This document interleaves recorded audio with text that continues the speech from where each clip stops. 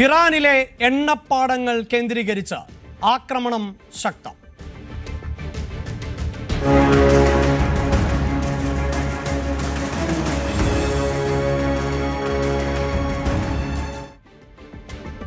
Iran തലസ്ഥാനമായ ടെഹ്റാനിൽ പലയിടത്തും വൻ തീപിടുത്തങ്ങൾ റിപ്പോർട്ട് ചെയ്യുകയാണ്. പകരം ഇന്നലെ നടത്തിയ പ്രസ്താവനയ്ക്ക് വിരുദ്ധമായി ഇറാൻ പശ്ചിമേഷ്യയിൽ വീണ്ടും ആക്രമണം ശക്തമാക്കുകയും ചെയ്തിട്ടുണ്ട്.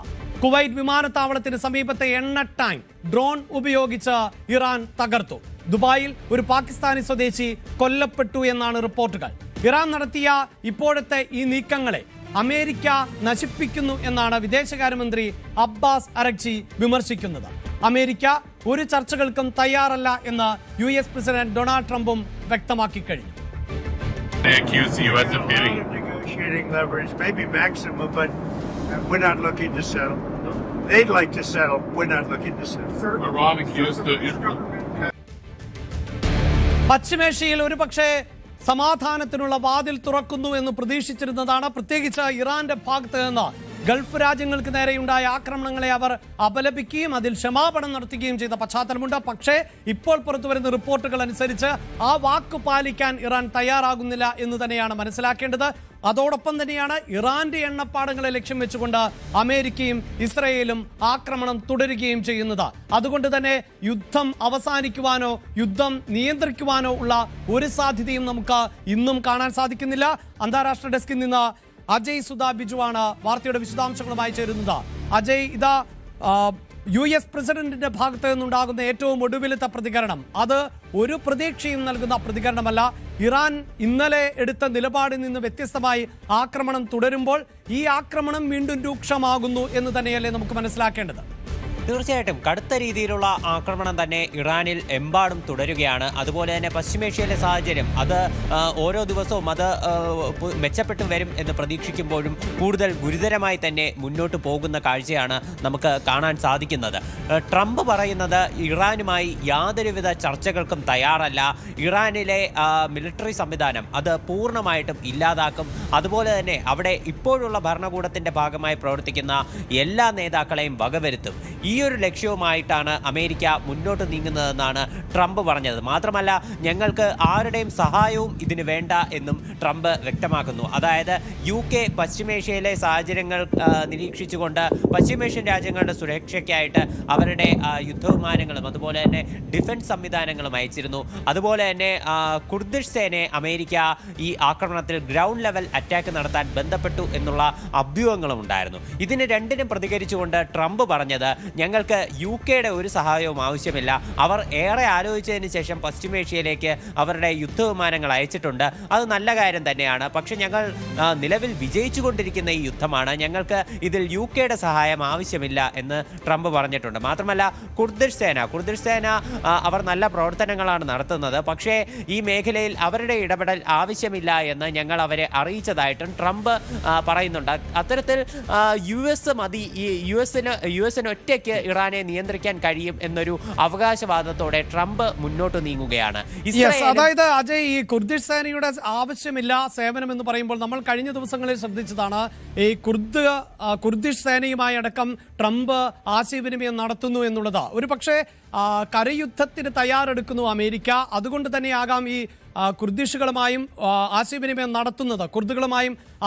നടത്തുന്നത് എന്നതായിരുന്നു പ്രതീക്ഷിച്ചിരുന്നത്. എങ്കിൽ ഇപ്പോൾ നമുക്ക് എന്താണ് മനസ്സിലാക്കേണ്ടത്? ഈ കടൽ മാർഗം ഉള്ള ആക്രമണം, ഒപ്പം ആകാശമാർഗം ഉള്ള ആക്രമണം, അതിനപ്പുറത്ത് കരയുദ്ധത്തിലേക്ക് പോകാൻ അമേരിക്ക ഇപ്പോഴും താല്പര്യപ്പെടുന്നില്ല എന്ന് തന്നെയല്ലേ? തീർച്ചയായിട്ടും ഇപ്പോൾ നമ്മൾ ഒരു ദൃശ്യങ്ങൾ ഇന്ന് പുറത്തു വന്നിരുന്നു. അതായത് കൊല്ലപ്പെട്ട 6 അമേരിക്കൻ സോൾജേഴ്സിന്റെ മൃതദേഹങ്ങൾ അമേരിക്കയിലേക്ക് എത്തിയ ചില ദൃശ്യങ്ങൾ ഇപ്പോൾ പുറത്തു വന്നിരുന്നു. ഇപ്പോൾ സ്ക്രീനിൽ കാണുന്നത് ആ ദൃശ്യങ്ങളാണ് ഇപ്പോൾ പ്രേക്ഷകർ കാണുന്നത്. നമുക്ക് അത് ഫുൾ സ്ക്രീനിലേക്ക് പോകുമ്പോൾ, അതായത് അജയ് സുധാ ബിജു തുടരുക.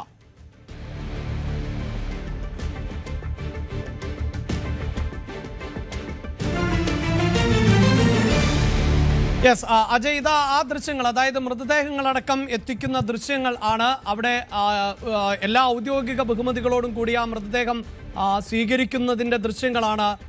പ്രത്യേകിച്ച് പ്രസിഡന്റ് തന്നെ ആ മൃതദേഹം സ്വീകരിക്കാൻ എത്തുന്നതിൻ്റെ ദൃശ്യങ്ങളാണ് ഈ കാണുന്നത്. അജയ്, തുടരാം. തീർച്ചയായിട്ടും ഇപ്പോൾ ഈ ഒരു ഉദ്യോഗസ്ഥരെ കൊലപ്പെടുത്തിയ ഒരു കാര്യം, അതായത് ഇപ്പോൾ നിലവിൽ 6 ഉദ്യോഗസ്ഥരുടെ മരണമാണ് US ഔദ്യോഗികമായി സ്ഥിരീകരിക്കുന്നത്. പല അന്താരാഷ്ട്ര മാധ്യമങ്ങളും റിപ്പോർട്ട് ചെയ്തത് 6 US ഉദ്യോഗസ്ഥർ കൊല്ലപ്പെട്ടു എന്ന് തന്നെയാണ്. പക്ഷേ ഇറാൻ അവകാശപ്പെടുന്നത് ഈ US ഉദ്യോഗസ്ഥരുടെ മരണത്തിൽ കള്ളക്കണക്ക് കാണിക്കുന്നു. കൂടുതൽ US ഉദ്യോഗസ്ഥർ കൊല്ലപ്പെട്ടിട്ടുണ്ട്, അതുപോലെ തന്നെ ചില US ഉദ്യോഗസ്ഥർ തങ്ങളുടെ പിടിയിലുണ്ടെന്നും ഇറാൻ അവകാശപ്പെടുന്നുണ്ട്. ഇറാന്റെ സെക്യൂരിറ്റി കൗൺസിൽ നേതാവായിട്ടുള്ള അലി ലാരിജാനിയാണ് ഈ ഒരു പ്രസ്താവന നടത്തിയത്.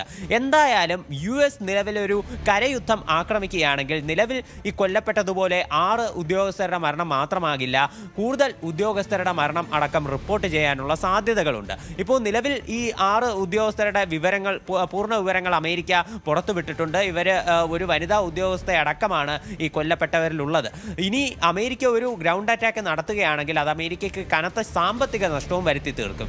അപ്പോൾ ഈ ഒരു സാഹചര്യത്തിൽ ഈ ഇറാനും ഇറാഖും തമ്മിലുള്ള ഒരു ബോർഡർ ഒരു അവിടെയുള്ള സേനയാണ് ഈ കുർദിഷ് സേന എന്ന് പറയുന്നത്. അപ്പോൾ ഈ ബോർഡർ കേന്ദ്രീകരിച്ച് പ്രവർത്തിക്കുന്ന ഈ കുർദിഷ് സേനയുടെ സഹായം ചോദിച്ചുകൊണ്ട് ഇറാനിൽ കൂടുതൽ ആക്രമണങ്ങൾ നടത്തുക, ഇതായിരുന്നു ഇസ്രായേലിന്റെയും അമേരിക്കയുടെയും ലക്ഷ്യമെന്ന് ചില അഭ്യൂഹങ്ങൾ വന്നിരുന്നു. അതായത് ഈ കുർദിഷ് സേനയുമായിട്ട് 1 മാസമായി ഇസ്രായേൽ സമ്പർക്കത്തിലുണ്ടായിരുന്നു. അതുപോലെ തന്നെ അമേരിക്ക ഈ കുർദിഷ് സേനയെ ബന്ധപ്പെട്ടു എന്നുള്ള വാർത്തകളും പുറത്തു വന്നിരുന്നു. ഇതിന് ഈ ഒരു കുർദിഷ് സേനയ്ക്ക് ഈ ഇറാൻ അകത്തേക്ക് കടക്കുന്നതിന് സഹായമായിട്ട് ഇസ്രായേൽ ഇറാന്റെ പടിഞ്ഞാറൻ മേഖലയിൽ വ്യോമാക്രമണം ശക്തമാക്കി എന്നുള്ള ചില വാർത്തകളും പുറത്തു വന്നിരുന്നു. ഇപ്പോൾ ഇറാൻ ഇതിനെ പ്രതിരോധിച്ചുകൊണ്ട്, അതായത് ഈ കുർദിഷ് സേനയുടെ എന്തെങ്കിലും തരത്തിലുള്ള മൂവ്മെന്റ് നടക്കുന്നതിന് മുൻപേ അവരെ പ്രതിരോധിക്കുക എന്നുള്ള ലക്ഷ്യത്തോടുകൂടി ഈ ഇറാഖിലുള്ള ചില കുർദിഷ് സൈനിക ബേസുകൾക്ക് നേരെ ആക്രമണം നടത്തുകയും ചെയ്തിട്ടുണ്ട്. എന്നാൽ ഈ കുർദിഷ് ഭരണകൂടം, ഇവിടെ ഒരു ഓട്ടോണോമി ഭരണകൂടമാണുള്ളത്. അവർ ഇത്തരത്തിൽ കുർദിഷ് സേന ഇറാനെ ആക്രമിക്കുന്ന കാര്യങ്ങളെല്ലാം അവർ പരസ്യമായി നിഷേധിച്ചിട്ടുണ്ട്. പക്ഷേ ഇറാൻ ഇപ്പോഴും പറഞ്ഞുകൊണ്ടിരിക്കുന്നത് ഇസ്രായേലും അമേരിക്കയും ഇവരെ ബന്ധപ്പെട്ടു, ഇവർ ഞങ്ങൾക്ക് നേരെ ആക്രമണം നടത്തുമെന്നാണ്. എന്തായാലും ഈ ഒരു ആരോപണങ്ങളെല്ലാം തുടർച്ചയായി തുടർന്നുകൊണ്ടിരിക്കുകയാണ്. ഈ ഒരു സാഹചര്യത്തിൽ ഇത്തരത്തിൽ ഇസ്രായേലും അമേരിക്കയും ഇറാനെതിരെ ഓരോ ദിവസവും തങ്ങളുടെ നിലപാട് ശക്തമാക്കുകയാണ്. മറ്റൊരു ശക്തികളുടെയും സഹായം ആവശ്യമില്ല, ഞങ്ങൾ തന്നെ ആക്രമണം നടത്തി അവരെ വരുതിയിൽ കൊണ്ടുവരുമെന്ന് പറഞ്ഞിരുന്നു.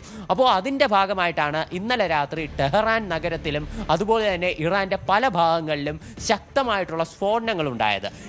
ഈ ഇസ്രായേലും അതുപോലെ തന്നെ US പ്രധാനമായിട്ടും ഇന്നലെ ലക്ഷ്യം വെച്ചത് ഇറാന്റെ എണ്ണപ്പാടങ്ങളെ തന്നെയായിരുന്നു.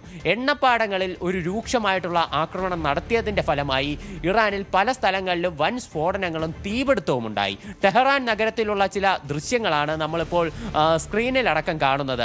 ഇത്തരത്തിൽ ഈ മേഖലയിൽ നമുക്ക് പല ഭാഗത്തും വളരെയധികം സ്ഫോടനങ്ങളും അതുപോലെ തീപിടുത്തവും നടന്നു. തീപിടുത്തം എല്ലാം അവിടെ സേനയ്ക്കടക്കം നിയന്ത്രിക്കാനായത് വളരെയധികം പണിപ്പെട്ടുകൊണ്ടാണ്. കണ്ടാൽ പേടിക്കുന്ന ചില അവിടെ ആളുകൾ പകർത്തിയ ദൃശ്യങ്ങളുണ്ട്.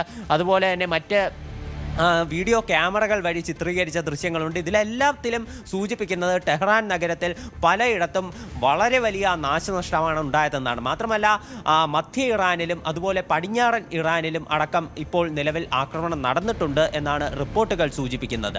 ഇതിൻ്റെ ഒരു തിരിച്ചടി എന്നോണമാണ് നിലവിൽ ഇറാൻ പശ്ചിമേഷ്യയിലുള്ള മറ്റ് രാജ്യങ്ങളിലേക്ക് ആക്രമണം നടത്തിയിരിക്കുന്നത്. ഇന്നലെ ഇറാനിയൻ പ്രസിഡന്റ് മസൂദ് പെസഷ്കിയാൻ പറഞ്ഞത് പശ്ചിമേഷ്യൻ രാജ്യങ്ങളിലെ ജനവാസ മേഖലകൾ കേന്ദ്രീകരിച്ചും പശ്ചിമേഷ്യൻ രാജ്യങ്ങൾക്ക് നേരെ ഇനി ആക്രമണം നടത്തില്ല, ജനവാസ മേഖലകളിലുണ്ടായ ആക്രമണങ്ങൾക്ക് ഞങ്ങൾ ഖേദം പ്രകടിപ്പിക്കുന്നു എന്നും ഇറാനിയൻ പ്രസിഡന്റ് വ്യക്തമാക്കിയിരുന്നു. പക്ഷേ ഇപ്പോൾ ഈ US-ന്റെയും ഇസ്രായേലിൻ്റെ ആക്രമണങ്ങൾ കനത്ത സാഹചര്യത്തിൽ പശ്ചിമേഷ്യൻ രാജ്യങ്ങളിലേക്ക് ഇറാന്റെ ആക്രമണം അത് കൂടുതൽ രൂക്ഷമായിരിക്കുകയാണ്. ഇന്നലെ രാവിലേക്ക് നമ്മൾ റിപ്പോർട്ട് ചെയ്തതുപോലെ അതേപോലെ തന്നെ രൂക്ഷമായിട്ടുള്ള ആക്രമണം അത് ഇന്നുമുണ്ടായി. ഇറാന്റെ നാഷണൽ സെക്യൂരിറ്റി കൗൺസിൽ നേതാവായിട്ടുള്ള അലി ലാരിജാനിയും അതുപോലെ തന്നെ ഇറാന്റെ വിദേശകാര്യമന്ത്രി അബ്ബാസ് അരക്ചിയും വ്യക്തമാക്കുന്ന കാര്യം, ഇറാൻ മുന്നോട്ട് വച്ച സൗഹൃദ സന്ദേശത്തെ US കൊന്നുകളഞ്ഞു. ഇറാന്റെ ഒരു സഹകരണം അത് പശ്ചിമേഷ്യൻ രാജ്യങ്ങളുമായിട്ട് സഹകരിച്ചുകൊണ്ട് സമാധാനപരമായിട്ട് മുന്നോട്ട് പോകാനുള്ള ഒരു നീക്കമാണ് US നശിപ്പിച്ചത്. ഇതിന് കടുത്ത പ്രത്യാഘാതം തന്നെ അവർ അനുഭവിക്കുമെന്നും ഈ നേതാക്കൾ വ്യക്തമാക്കിയിരുന്നു.